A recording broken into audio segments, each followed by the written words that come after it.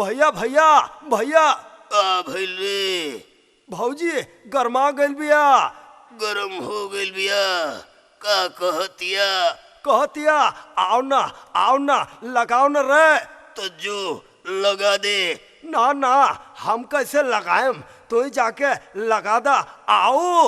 अरे बेवकूफ कहीं का, फगुआ में कोनो भौजाई अपना मर्द से थोड़ी लगवावे ले, वो तो अपना देवर से लगवावे ले। भो आओ हम कैसे जाके लगाए। अच्छा ये बोला कहाँ कहाँ लगाए, घर के भीतर लगाए कि घर के बाहर लगाए। आओ। बेवकूफ कहीं के, जहाँ मन करे जैसे मन करे वैसे ही लगा दे। भो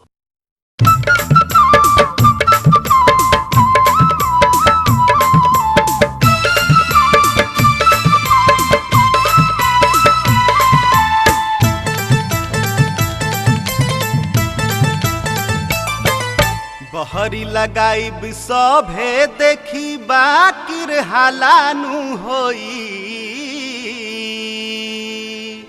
बहरी लगाइब सभे देखी बाकिर हालानु होई।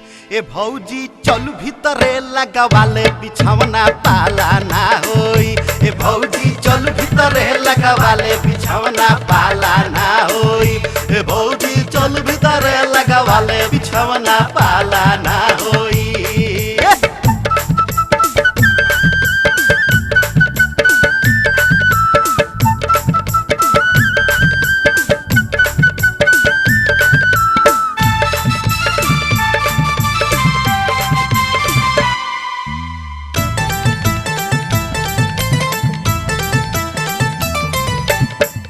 फागुन में भौजी बड़ा खिलल खिलल लागेलू। भैया के असरे में सारी सारी रतिया जागेलू। फागुन में भौजी बड़ा खिलल खिलल लागेलू। भैया के असरे में सारी सारी रतिया जागेलू। अब ना होई है तो उनु कर भला ना होई। ए भौजी चल भीतरे लगवाले बिछौना पाला ना होई। ए भौजी चल भीतरे लगवाले बिछौना पाला ना होई।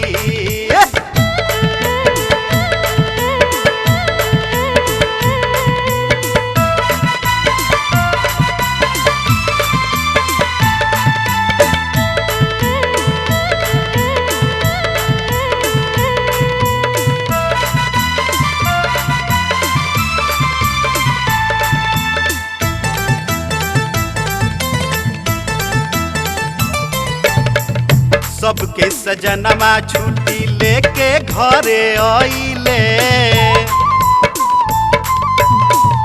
तोर रे बलमुआ गइले एको बेना आइले। सबके सजनवा छुट्टी लेके घरे आइले। तोर रे बलमुआ गइले एको बेना आइले। एक दिन लगा देवी तो तोहरो देवाला ना होई। ए भौजी घरवे में लगवाले बिछौना पाला ना होई। ए भौजी चल भीतरे लगवाले बिछौना पाला ना होई।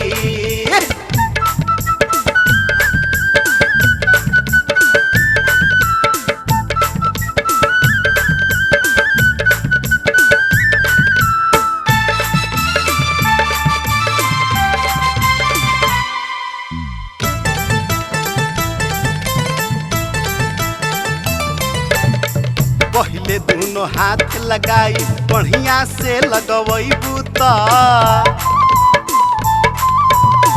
दोनों गोड़ से गहुआ लगाई बेसी छटपटैबू त।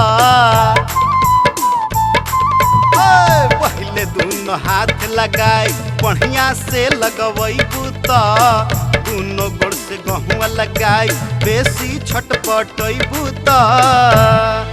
ओझा धरी है चोली चारो ओरिया हाला हो जाई। ए भौजी चल भीतरे लगावाले बिछवना पहला ना होई। ए भौजी चल भीतरे लगावाले बिछवना पहला ना होई। ए भौजी चल भीतरे लगावाले बिछवना पहला ना होई। ए भौजी चल भीतरे लगावाले बिछवना